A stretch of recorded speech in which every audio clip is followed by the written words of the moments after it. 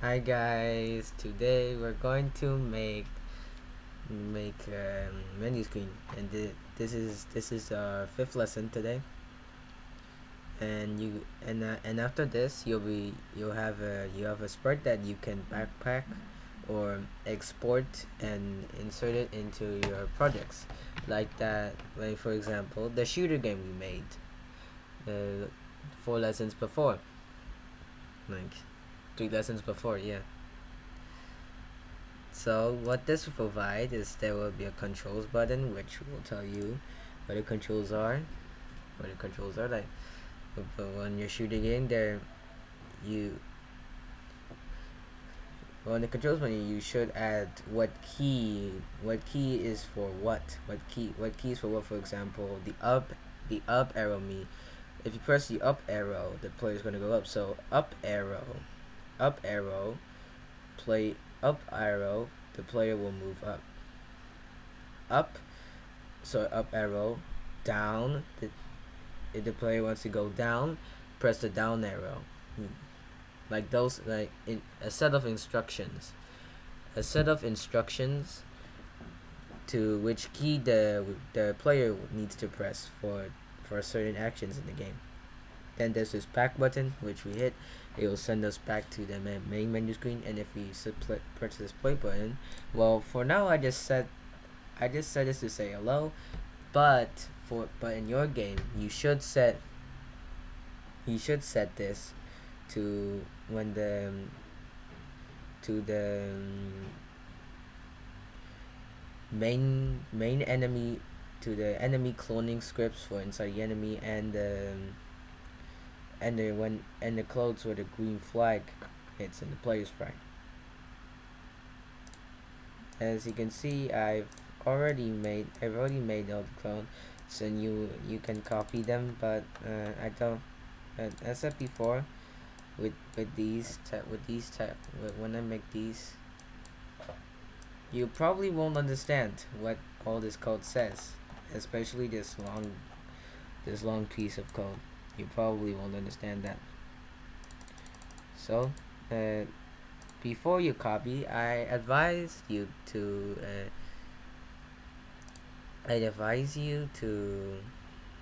try to understand what this code means. Then after you can understand it, you are now free to copy my code.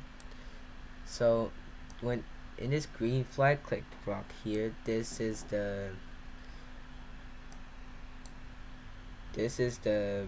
title. This is the title, which the title is this sprite. The title is this sprite. I probably taught you before how to make this. You just click the text button here and just type out your game's title, like for example, Scratch Shooter Game.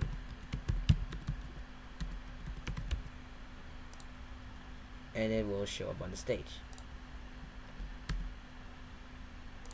For these buttons, you can go to the choose a costume section, then search button. There's these. But however, if you don't like the choices given, you can make your own using this paint button here.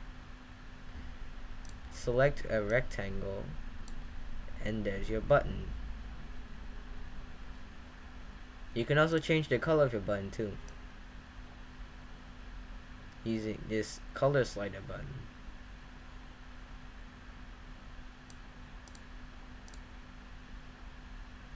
It, I customize these buttons to have text to indicate what these buttons are. There's the controls menu. So hold up. What are these two variables? These two variables are the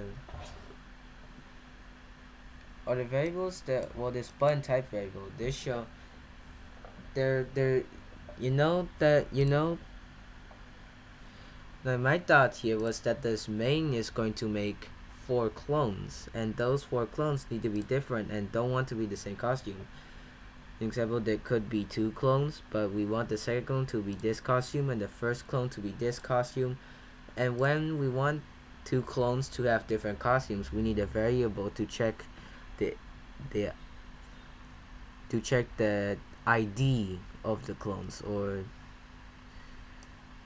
for example, in this repeat, it will create the clones, and it will change that button type to 1, setting that ID. For example, the first clone, which will be button type equals 1, this will be the play button. If button type equals 2, this will be the controls. If button type is 3, this is the controls menu. And when it is equal to 4, this. If this is 3, this will be controls menu. So the main job of this is to create the clones and set the ID for the clones. And this forever loop, this is for the main sprite only, and for the others, and for the other clones, this inside this forever loop, when you see this control button, click user 1, and this logical statement will be true when the control button is clicked, or this button, this control button.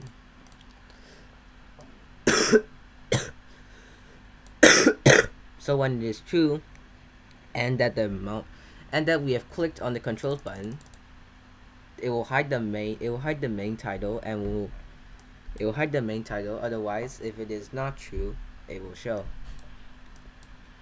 So in this clone block, or should I say, well, this is pretty long. This is a pretty long one, but I'll break it down. I'll break this into smaller portions that each have a different purpose for the button.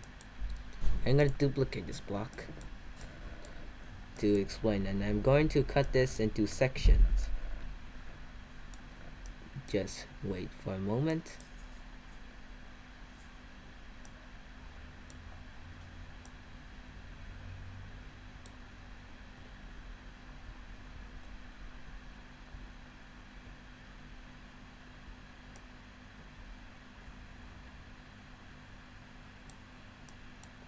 So like these blocks, these two sections go inside this forever loop. And are below this. So this section, which is above the forever loop, not inside the forever loop, this sets the costume depending on the type. For example, button type equals to 1, then that will switch to the costume. So, and if the button type is equal to 2 here, it will set to the controls button. If it is 3, then it's controls menu. But if it is not all of those, then that means the button type must be equal to 4, and therefore it will be the last costume, or this back button. Or this back button, which will be the button that will set us back to the main menu after we've looked at the instructions and given inside this.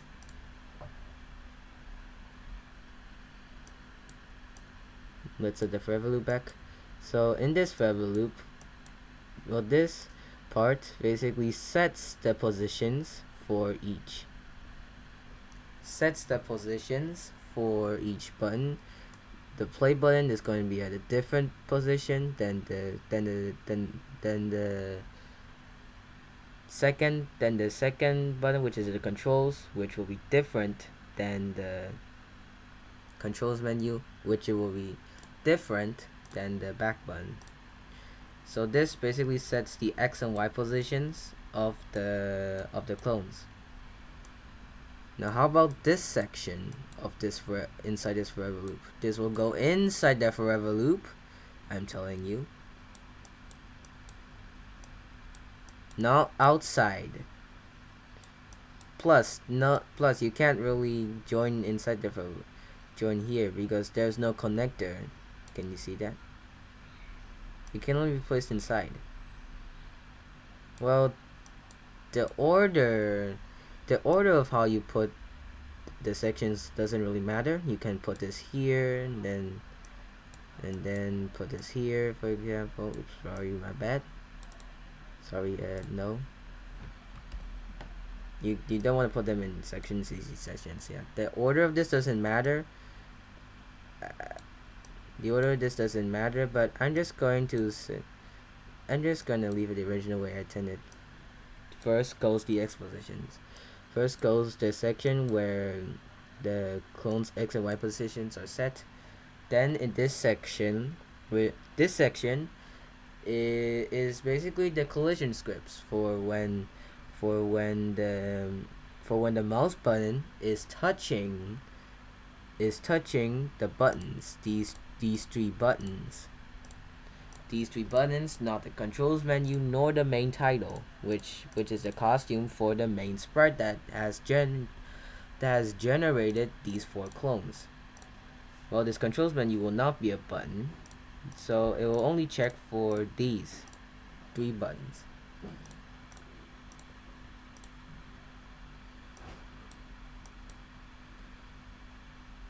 In this if block, it will set the size. It will set the size 250%, and it will set the brightness effect by 20.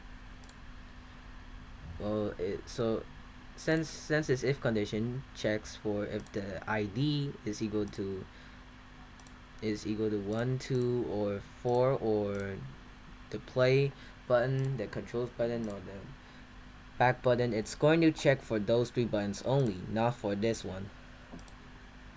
We don't want this controls menu to brighten and change and expand. No, we don't want that.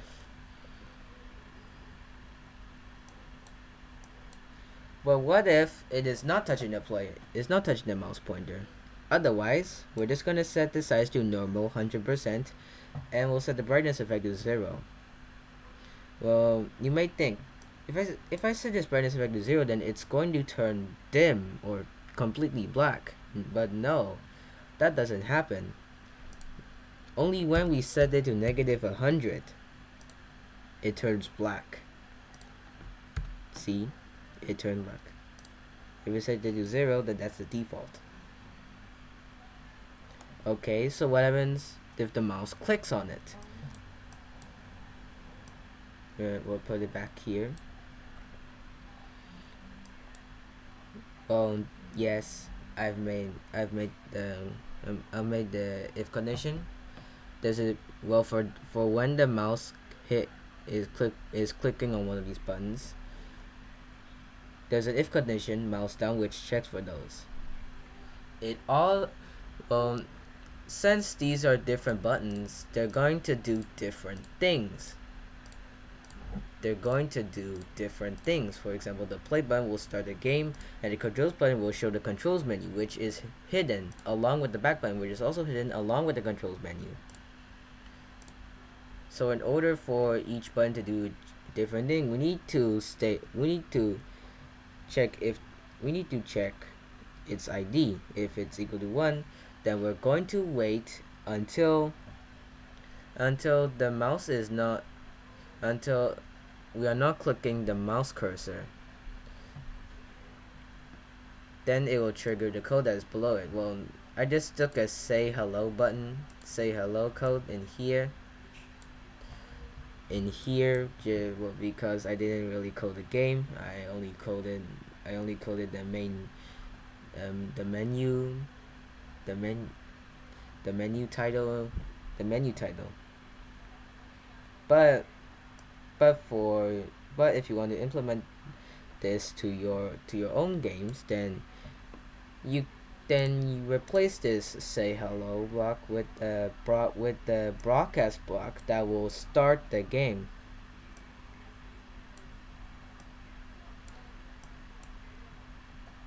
Okay, so what if the button type is not equal to 1? Then that is equal to 2. And that if the button type is equal to 2, that is the controls button. What will happen after the mouse is not clicking is that it's going to set this variable called control button clicked. This control button, when this is equal to 1, it's going to hide the main title. And the main title, the button itself, and the play button, and then we'll show the back button and the controls menu. So how to set a control button back to 0? Well, if the button type is equal to 4 while the mouse has been clicked, or when the mouse is clicking on this back button, it's going to set this back to 0, which will hide the back button and the controls menu, and will show the main title and the play and controls button again. So how will the buttons hide and show? This is this code here. This checks for when the controls button clicked variable equals 1 by this logical statement.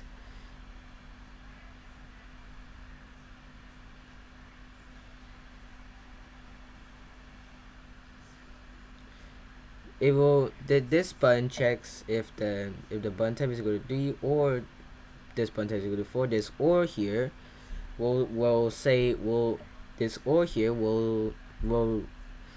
return true, or will say that this logical statement is true when one of these conditions is correct. For example, if button 3, if this logical statement is correct but this logical statement is wrong, it's going to report out true because it needs only one logical statement to be true to say true. However, if both of these are false, then it's going to say false.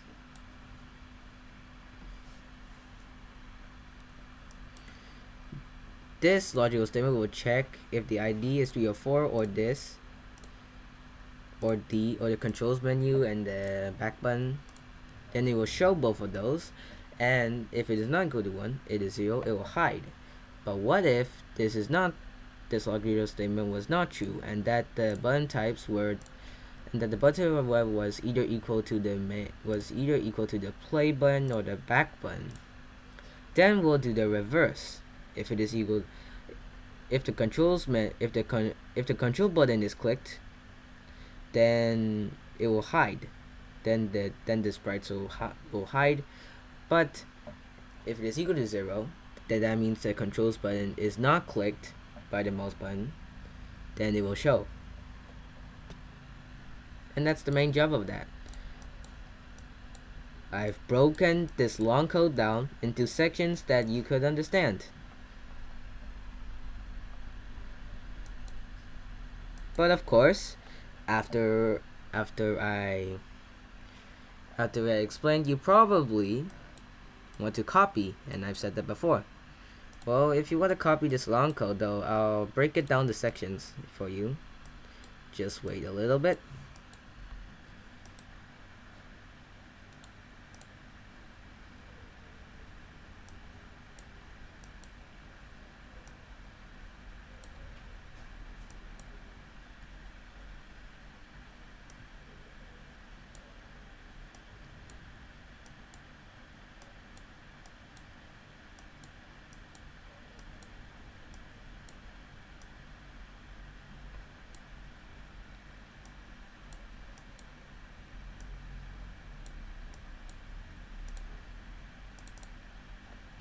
So I'm going to wait for you to copy this.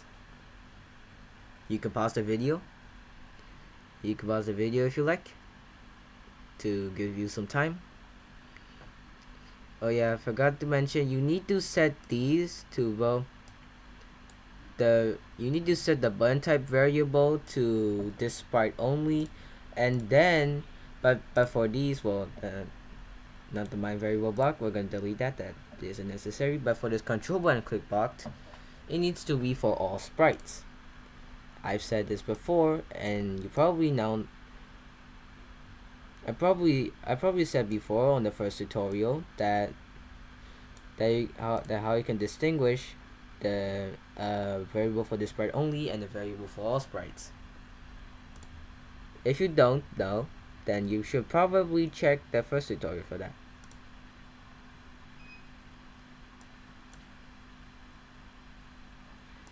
Okay, so I probably think you finished this.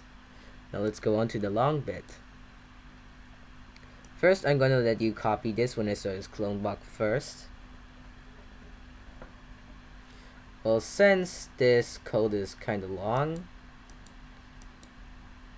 I'll let you break this into sections, and we're gonna start on this section first.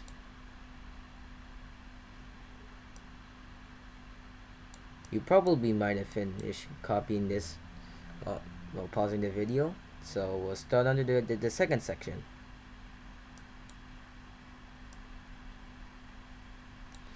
Oh hey, when you're copying, when you finish copying both of these three scripts, I need you to mention that you need to combine these two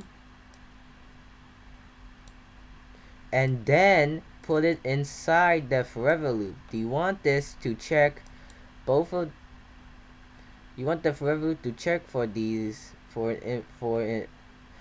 as long as you don't press the stop button. You want this to constantly check. So I'll now give you some time for that.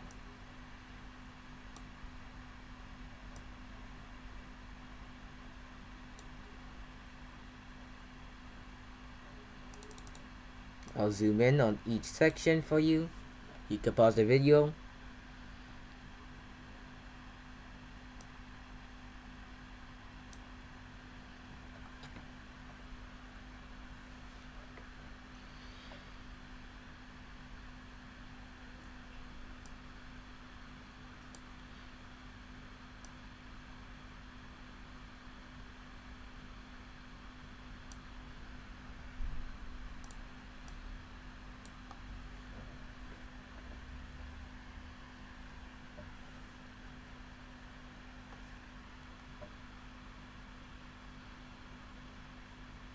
Okay, so I probably think you've copied all of these.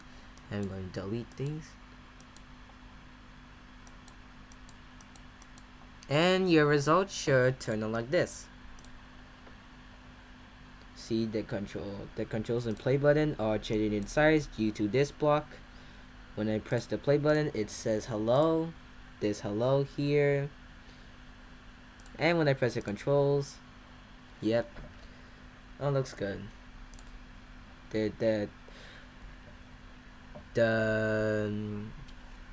controls play and the main title hide, while the controls menu and the back button show.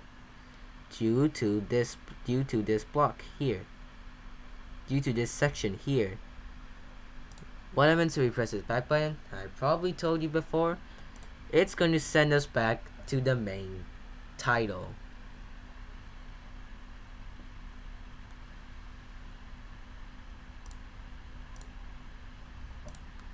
Okay, you probably think this lesson is finished, but no.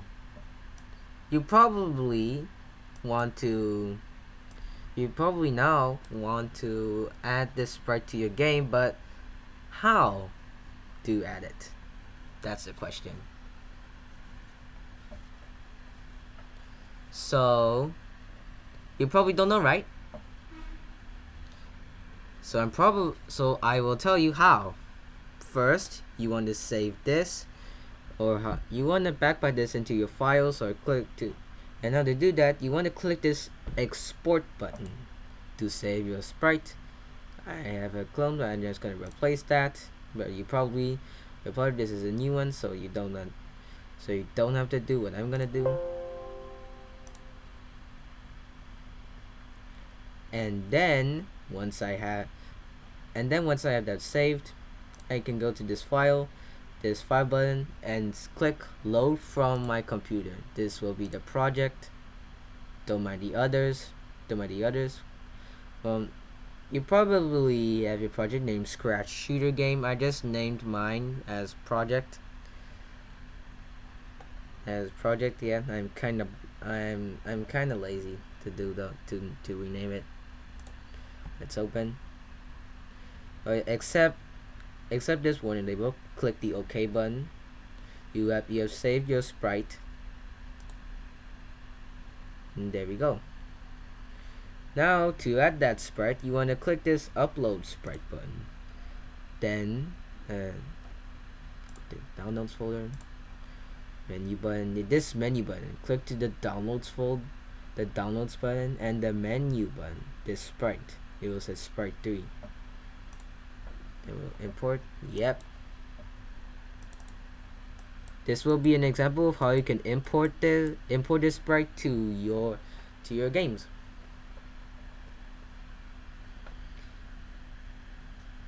Well, but before we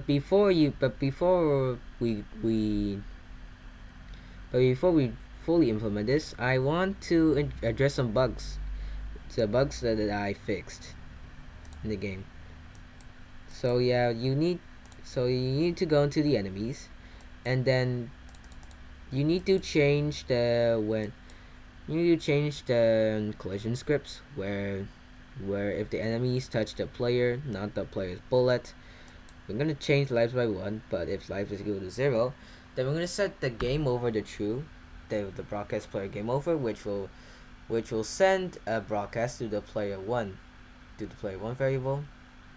And when this is equal to true, it's basically going to stop all the movement and animations by using this not game over is equal to true, and here, which will not create a clones because of this if condition when this is equal to true, because of this if condition when the player size are equal to 0.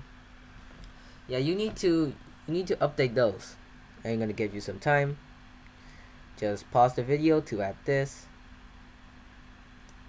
then add this, which will be inside which all this code is going to be inside the forever loop here. Then you need to add this in the. Then you need to replace the. Then you need to replace the code, all the code that is inside here, with this new code. Pause the video in this if you need more time. Okay, so now, okay, let's go to the player and then check what's new. So in this,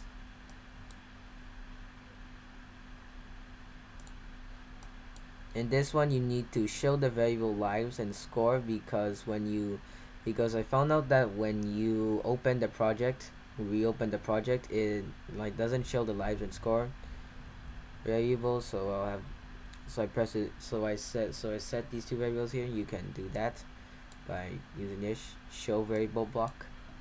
And for the opposite, you can just hide it, but you probably don't, as you want to see how much lives you have, or the score, or your score. And at this, you need to update the movement script so the player doesn't move while the game game over variable is true, and also the player cannot shoot when the game over is equal to true. I'm going to copy those. As you can see, the movement script is inside this if condition. Also the player shooting scripts. Then after you've copied those, I probably gave you more than enough time, but I'm gonna be honest and give you even more.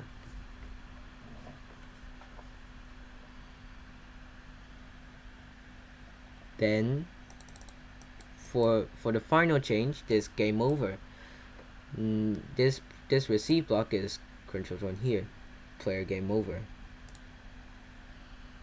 Well, you're going to get these blocks. You need to go to the sound, start sound, and play sound. Well, in order to get those sounds, you need to go to the sounds button and choose your sound. For the boom cloud, search boom cloud, search boom in the search bar. Then for the game over sound, main over sound, the lose sound, search lose, and it's going to, yeah, it will be that sound. Then we'll go back because we already downloaded those sounds, but you can add your own sounds. You can add your own sounds by either uploading a recorded sound or recording your own.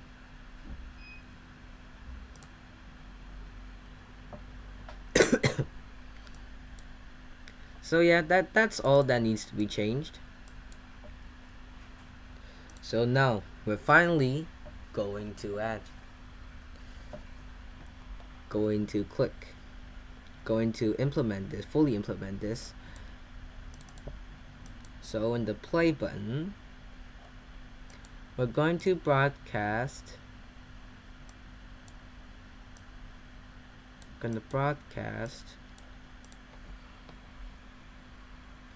game not started, because we want the menu button to start first before the game, because if both of these started, then we're going to play the game while we're on the menu screen, which is kind of funny, but it's also bad at the same time.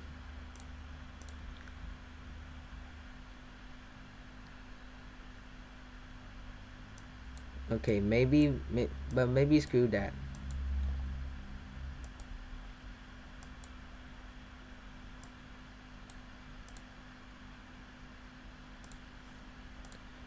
Game not started yet.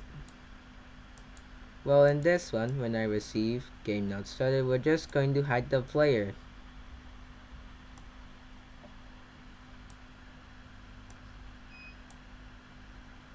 We're going to get rid of this green flag block, as we're going to put a broadcast block that's going to start the game. It's going to start the player movement. Broadcast the game not started, and this hide.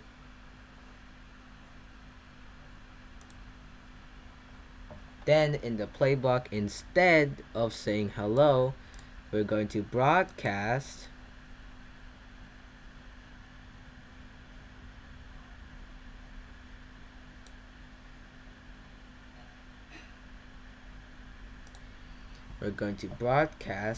game start.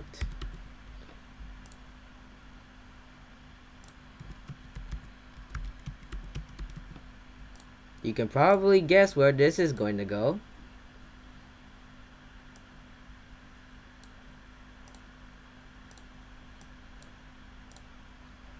We'll also do the same for the enemies. When I receive game start, we'll trigger the main enemy sprite, which will create the clones after we press the play button. But after we press this, we need to hide all the clones. We need to hide we need to hide the menu. After that, we need to play the game. So we then create a new variable called game play. This will, for all sprites, we're gonna hide that, and we'll set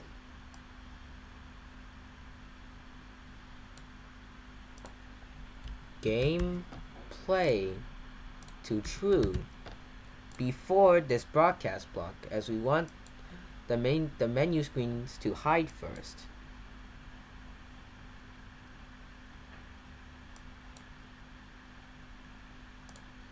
In this main sprite, we want to hide that. Get an if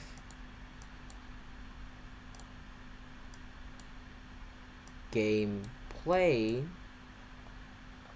we want to not gameplay equals true. Sorry, spelling mistake.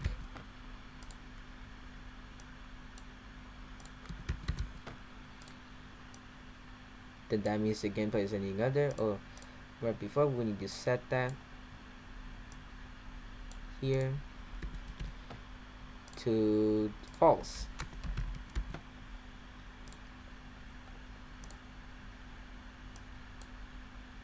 Otherwise, if this is true, we're going to hide.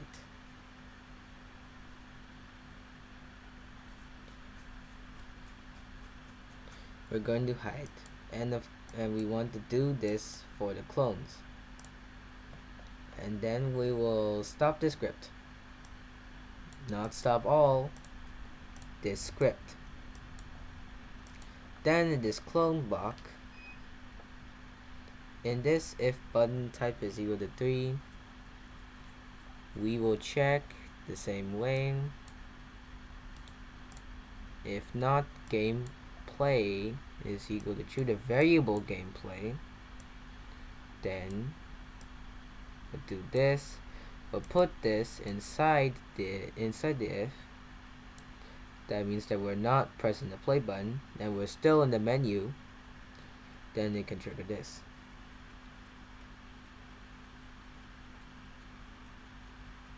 Let's test it out. It's the main title, and we're in the game. See, we've implemented the game very easily, right? The score variable, and we're joining our lives. Let's test if the game over scripts work. Let's test it. Okay, that was a little loud, but at least it worked. So yeah, we've made a menu button that can be implemented to any of your games. So that is a conclusion for this lesson, and I hope to see you again in the next lesson. Bye bye.